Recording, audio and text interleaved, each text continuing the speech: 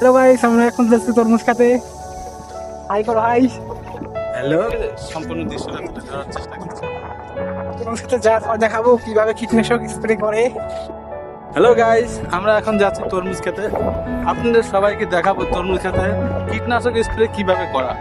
চলো ফলো করি। তো ওই যে দূরে দেখা যাচ্ছে তরমুজ খেতগুলো, ওই লোকগুলো কাজ করছে, আমি জুম করে দেখাচ্ছি। তো ওখানে আমরা এখন যাব, কীটনাশক স্প্রে কিভাবে করে তা দেখাবো। নামবো, খুব রিক্সের ব্যাপার, একটু পা পিছলে গেলে পড়ে যাবে। তো তরমুজ খেতে যাই, তারপরে দেখাবো ওখানে কি কি আছে। ওদিকে তরমুজ খেত, এই তরমুজ খাটটি দেখা যাচ্ছে সিংহিমারি নদীর নিচে চরে। ওই সেই ব্রিজটা দেখা যাচ্ছে, সিংহিমারি নদীর ব্রিজটা। জুম করবো না। তো এখন আমরা পাহাড় পর্বত পার করবো, ছোট নদীটা পার হবো। তো এই যে সাগর দিকে ব্রিজ দেখা যাচ্ছে,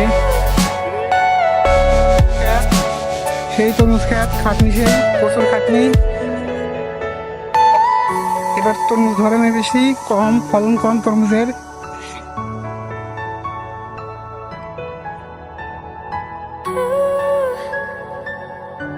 তরমুজের ফলন কম আছে।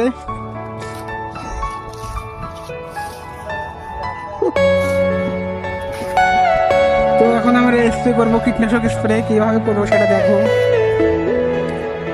ঠান্ডা হাওয়া, নিরিবিলি। তো দেখো, চাষিরা মাথায় হাত দিয়ে বসে আছে ফলন নাই দেখে।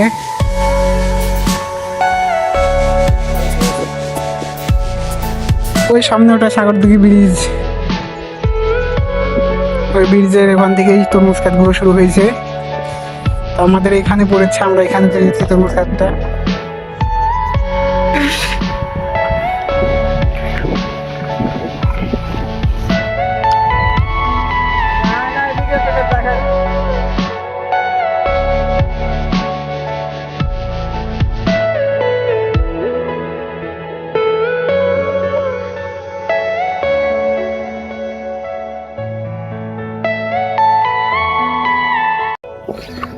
গাইস, এখন আমরা দেখছি তরমুজ খেতে স্প্রে কিভাবে দেওয়া হয়।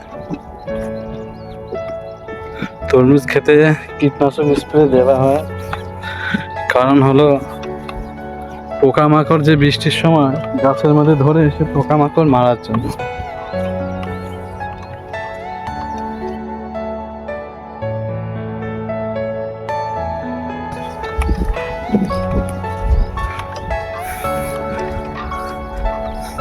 তরমুজ খেতে গাছ, ফলটা খেতে হতে পারে খুব মিষ্টি, সুস্বাদু, খাটনি প্রচুর। চাষি বন্ধুদের জন্য তরমুজ খেতে কাজ করা অনেক খাটনি, পরিশ্রম।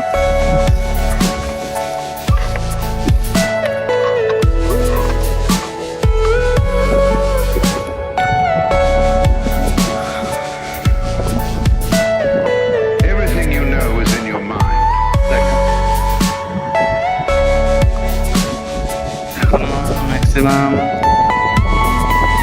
2000-3000 তরমুজ ক্ষেত আছে এখানে। প্রত্যেকটি তরমুজ খেতে স্প্রে করা হবে পোকামাকড় মারার জন্য বা তাড়িয়ে দেবার জন্য, তাহলে তরমুজটি ভালো হবে। হ্যালো বন্ধুরা, এই তরমুজটির কি নাম আছে কমেন্টে বলে যাবেন। অ্যাকচুয়ালি আমি তো শহরে থাকি, আমি বুঝি না তরমুজের সম্বন্ধে খুব একটা। যারা জানেন বলে যাবেন এই তরমুজটির নাম কি।